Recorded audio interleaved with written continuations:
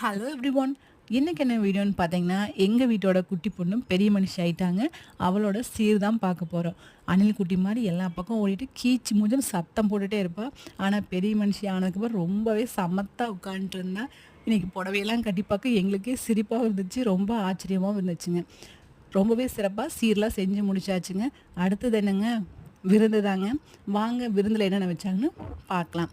ஒரு வாழ இல வச்சு, ஓரமா உப்பு வச்சு, லட்டு, வடை, பொரியல், ஊறுகாய், அப்பளம்னு சொல்லி சாம்பார், புளிக்குழம்பு, ரசம், மோர், பாயாசம்னு ரொம்பவே சூப்பரா இருந்துச்சுங்க.